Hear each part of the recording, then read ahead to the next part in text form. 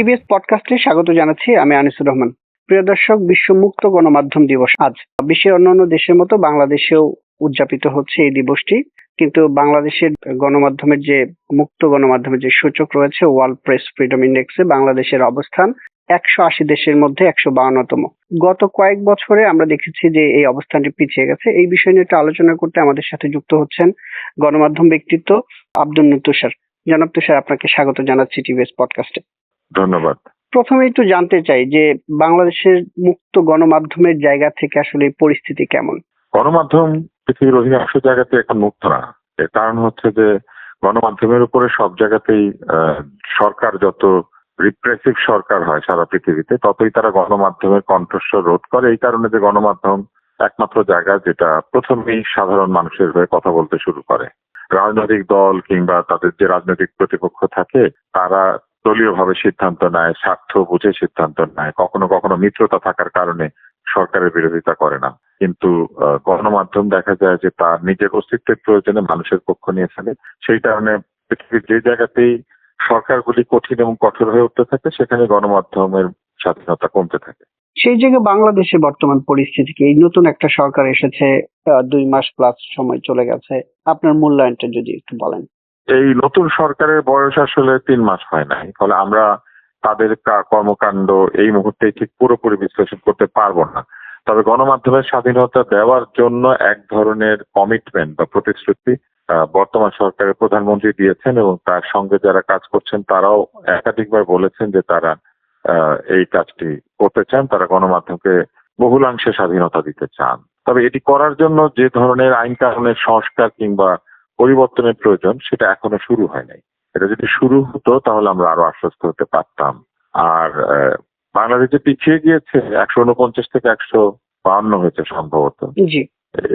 এটা হওয়ার কারণ হচ্ছে অন্তর্বর্তী সরকারের সময় সাংবাদিক নিপীড়ন কিংবা গণমাধ্যমের কণ্ঠরোধ বন্ধ থাকে নাই। আমরা দেখেছি যে ওই সময় বিভিন্ন গণমাধ্যমে লোকজন ঢুকে পড়েছে, সাংবাদিকদেরকে বের করে দিয়েছে, অনেক সাংবাদিককে চাকরিচ্যুতির জন্য মালিককে চাপ দিয়েছে, অনেক গণমাধ্যমের মালিকদেরকে সরিয়ে দিয়ে এক ধরনের দখল করা হয়েছে।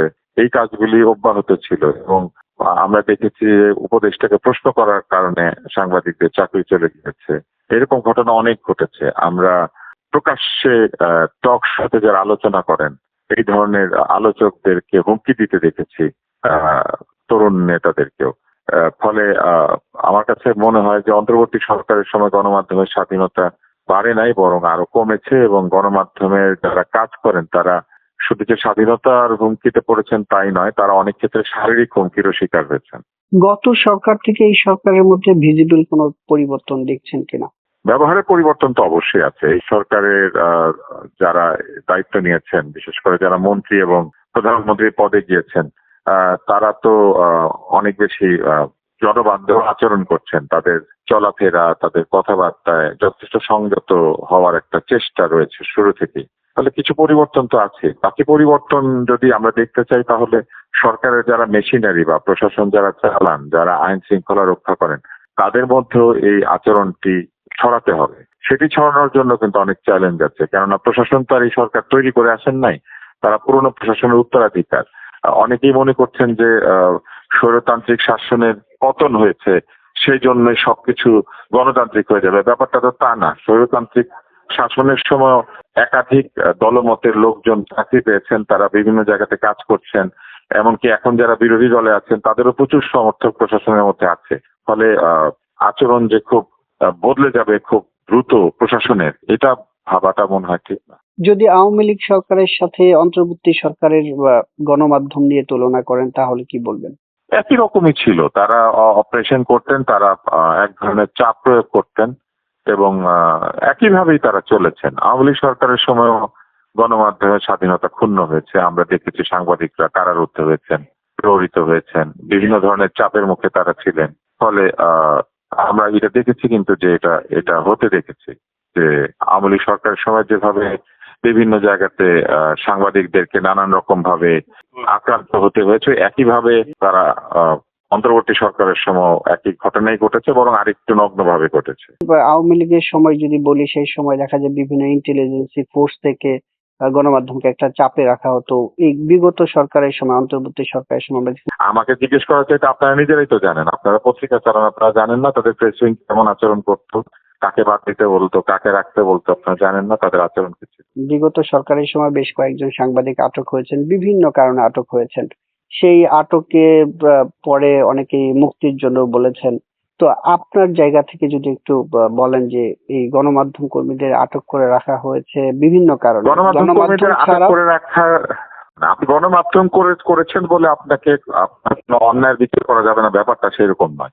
তবে গণমাধ্যম কর্মীদেরকে বিনা বিচার আটক করে রাখার শুধু না, কোনো কয়দিকেই বা কোনো আটককৃত ব্যক্তিকে বিনা বিচার আটক করে রাখার কোনো কারণ নাই, এবং বিনা অপরাধে চার্জশিট বা কোনো কিছু না দিয়ে আটক করে রাখার কোনো প্রয়োজন নাই। আর আমার কাছে মনে হয় যে আমাদের আইন বিচার ব্যবস্থা এবং এই পুরো ব্যাপারটাই প্রশ্নবিদ্ধ হয়ে যায় যখন দিনের পর দিন মানুষ বিচারবিহীন ভাবে কারাগারে আটক থাকেন, এটা গণমাধ্যম কর্মী হন অথবা না হন। সবশেষে যদি একটু বলেন যে প্রত্যাশাটা কি আসলে বাংলাদেশের গণমাধ্যম নিয়ে আপনার? আমার কোনো প্রত্যাশা নাই, আমার কোনো প্রত্যাশা নাই। কেননা যে দেশে গণমাধ্যম সরকারের কাছে লাইসেন্স নিতে হয়, সরকারের যারা উচ্ছিষ্টভোগী এবং যারা সরকারের দলীয় লোকজন তারা লাইসেন্স পায় এবং অনুমতি নিয়ে গণমাধ্যম তৈরি করে তাদেরকে খুশি রাখার চেষ্টা করতে থাকে, এই পদ্ধতির ভিতর দিয়ে গণমাধ্যম কখনো স্বাধীন হবে না। গণমাধ্যমকে ব্যবসা মনে করতে হবে।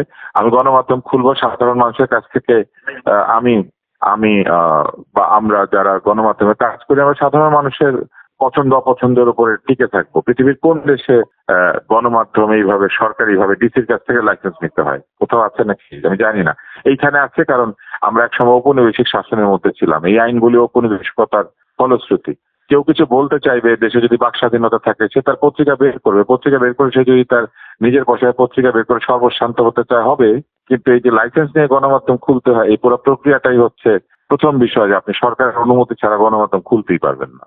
গণমাধ্যম তো একটা মিষ্টি বিক্রেতা বা অন্য যে কোনো ব্যবসা যারা করেন তাদের আলাদা কিছু না। গণমাধ্যম পত্রিকা বের করে, সেটা মানুষ পয়সা দিয়ে কিনে দেখে। টেলিভিশন চলে, সেটা ফ্রি দেখে লোকজন, পয়সা ছাড়াই দেখতে পায়। তো যদি এরকম হয়ে থাকে গণমাধ্যমের ব্যবসাটা, এবং গণমাধ্যম যেহেতু বিজ্ঞাপনদাতার উপর নির্ভরশীল, ভালো গণমাধ্যম না হলে বিজ্ঞাপনদাতা বিজ্ঞাপন দিবে কেন? অতএব এটা তো একটা ব্যবসার একটা পরিবেশ আছে, সেই পরিবেশ দিয়ে গণমাধ্যমের ব্যবসাটাও নিয়ন্ত্রিত হয়। ফলে গণমাধ্যম কি কারণে অনুমতি নিয়ে এত ধরনের যাচাই বাছাইয়ের ভিতর দিয়ে গিয়ে, এবং সরকারি প্রণোদনের একটা ব্যাপার আছে, সরকার গণমাধ্যমে বিজ্ঞাপন দেয়, কাগজ আমদানি করার জন্য হেল্প করে, কাগজ ক্রয়ে সহায়তা করে, নানান ধরনের সরকারি প্রণোদনা রয়েছে, এবং সেগুলি পায় কারা? সেগুলি সরকার তার নিজের ইচ্ছা মতো লোকজনকে দিয়ে থাকে। আমরা অতীতে যেটা দেখেছি, আমি এই সরকারের বিষয়ে বলছি না। তো এই বিষয়গুলি যদি থাকে তাহলে গণমাধ্যম নিয়ে প্রত্যাশা করার কিছু নাই। গণমাধ্যম কখনো না কখনো কারো না কারো দাস হিসেবেই কাজ করবে, কিছু না হলে মালিকের দাস হিসেবে কাজ করে। আপনাকে অসংখ্য ধন্যবাদ টিভিএস পডকাস্টে আসার জন্য।